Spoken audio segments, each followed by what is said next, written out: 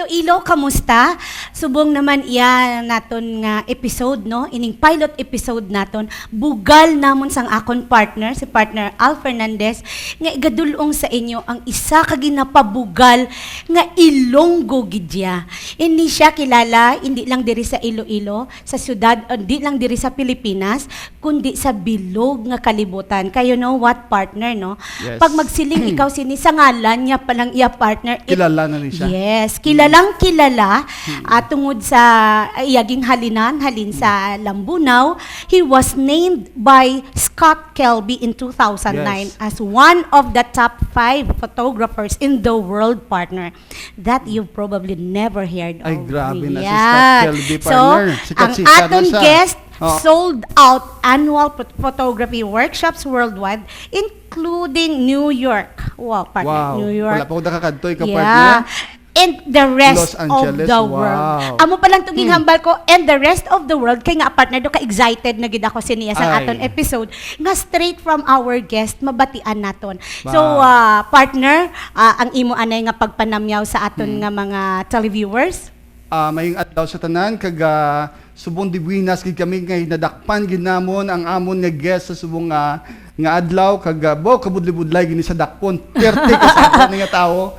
Kag subong nagapasalamat gid ko kay Are di sa subong sa aton kag first time nga kag first ining nga episode sang Ilonggo kuya nga mangin guest naton ang isa ka sikat nga Ilonggo artist diri sa Iloilo. Kag ini interview naton sa partner ko kag magatuon kita sa mga kasaysayan niya sa kabuhi kag tanan I believe nga damo gid nga ma-learn naton partner sa iya nga Yes. mga ginambal kag subong partner world class na siya ha. Yes. Hindi lang diri sa lang siya Pilipinas. sa Philippines. So, World class na siya, partner. Amo na iya, partner. Ilonggo kuya, the best ka na. sakto gina, partner. Trending ka pa. So, Sakto diri, gina. no, sa sining pilot episode naton, updan ninyo kami sa pagdulong sa inyo, kag pagpakilala sa inyo, sang ginapalangga ninyo, kag ipabugal naton tanan. Wala ina sang liwan, kundi si Mr. Manny Librodo.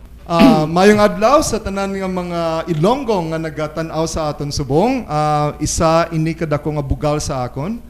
Nga after so many years, after having been featured in so many shows all over the world, this is gonna be one of the first times na I'm going to appear in an Ilonggo TV show. So it's such a big honor for me to be right here with you today. So subong ang aton pag-istoryahan, start naton siguro partner no sang bata pa ang aton Doo din siya dinapit nagalin nga o bisita. kung Yes. diin siya sa oo. Iloilo partner nga. Yes, diin siya Ay, dako particular din, oo. in Iloilo. Oh, wow. So, sa Lambunaw gid, you know, I Yeah. am 100% Lambunaw nun. Ang parents ko, taga Lambunaw. My full name is Manuel Librodo Jr. So, ang tatay ko the late Manuel Librodo Sr. Ang nanay ko si Coroy Librodo, and they're both school teachers sa Lambunaw. And I had 5 siblings. We had been through a lot, you know, being kids of teachers. We are so much of an achiever when we were growing up. We were forced to excel in what we are doing. And masadya nga kun nga, you know, nga Childhood. growing up years ang childhood ko because sang nagadako kami, we were exposed sa how beautiful Lambunaw is, among others, no? And how beautiful Iloilo is. So siguro dito nag-start ang love ko for photography because I want to capture the beauty of what I saw around me. And I also love to, you know, capture emotions sa mga tao nga I meet along the way. And most of the time, you know, kita nga mga Ilonggo, we're so passionate. Yeah. You know, and ang passion nato na-translate ina siya sa mga, you know, a facial expression. And because I am more of a portrait photographer, I was able to showcase a lot of beautiful faces of the Ilonggo, not only in terms of the face of the subjects that I've taken, but also the beautiful place all over Iloilo. Yes, oo.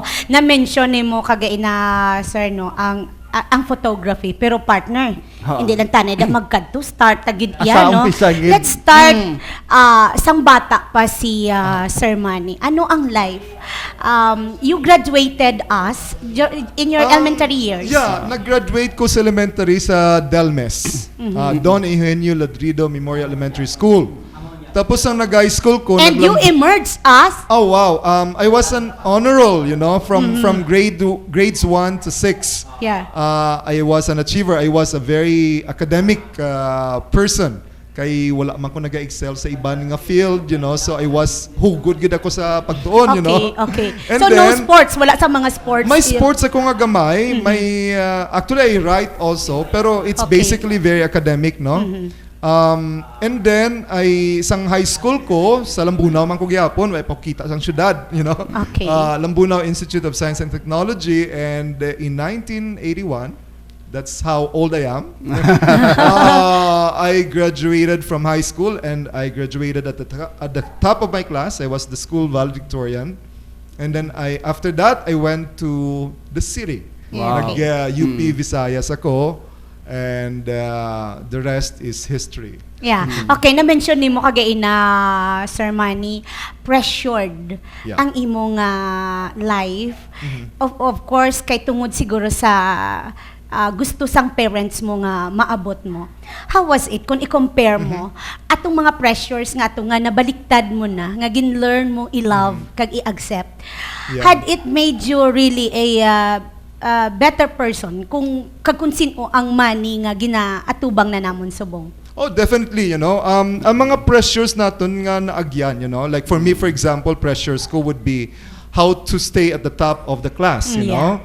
Ang And it's so hard, ha? Yeah, it was so hard, Yeah. because you have to live up to, a lot of Expectations of a lot of expectations people, yeah. of not just your parents, but also Yeah. of you, Yeah. And then apart from that, I have to live up sa tanan nga mga, I mean, when we were growing up, wala sang internet, di ba? Yes, Wala sang Facebook. Only wala television. Only television. Kisa gani, radyo pa lang. Oh, yes. Pamati Okay. kami sa radyo every Drama. Mga day drama. kami nakakuha sa mga news nga Isulat mo. Oo nga, Yeah. isulat namon, Grabe. Yeah.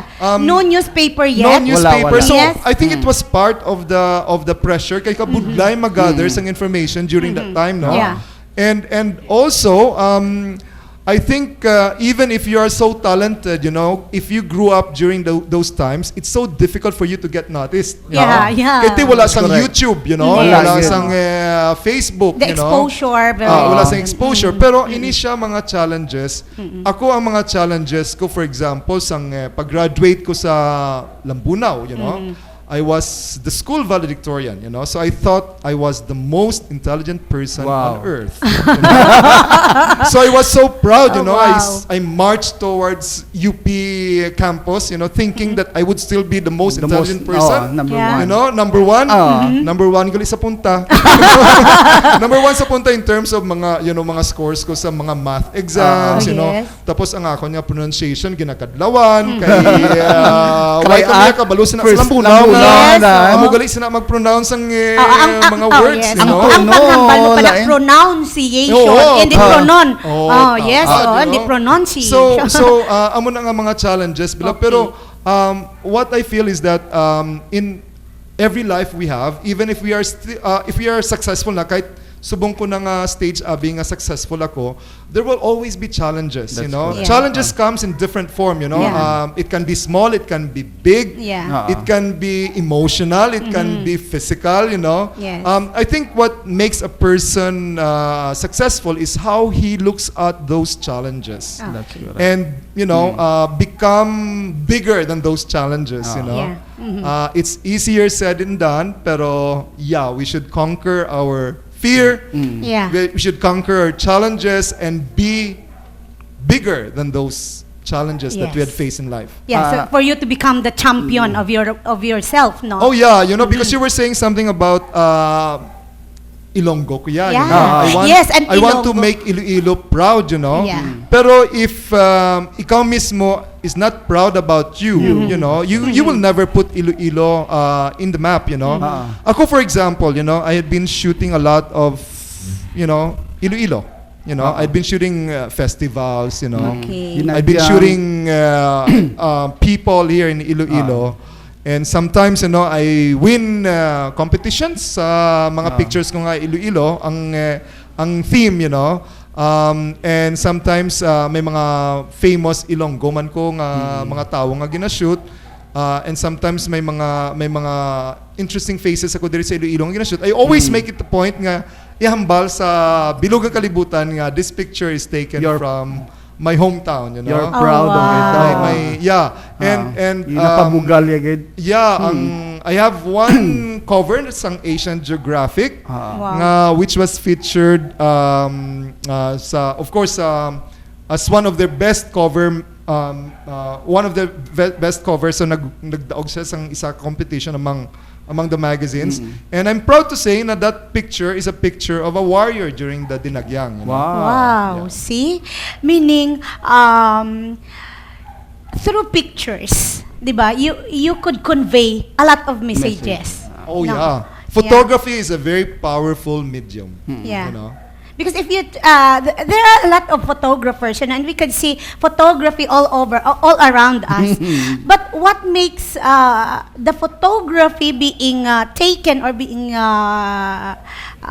shoot by Manny different? Okay.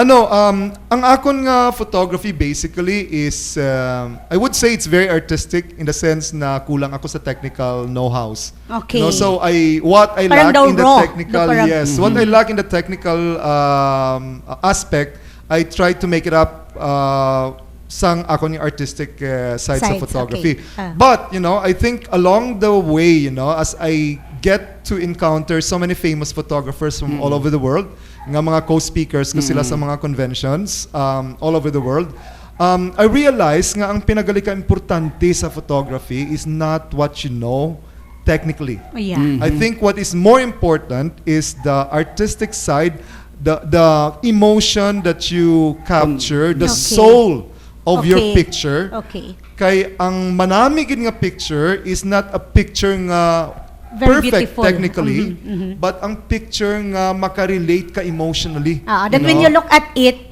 you Yeah. know what's What's the behind meaning, that. huh? Tama. And then you look at it, and then you look at it again the next day, and then Yeah. you look at it again the next month. Yeah. The And same you can emotion. and you will keep on looking back at it. Kay Yeah. kanami isang picture, unlike nga ang picture nga wala nagatag sang imo nga Yeah. emotional strings kumbaga. Yeah. You can forget And it the next knowing day. that all those who take a look at this during competitions are not Filipinos. No? Oh, yeah. How come they could relate? They could read. They could see the emotions behind it. So that's Yeah. siguro that's how the presentation is. Yeah, isa na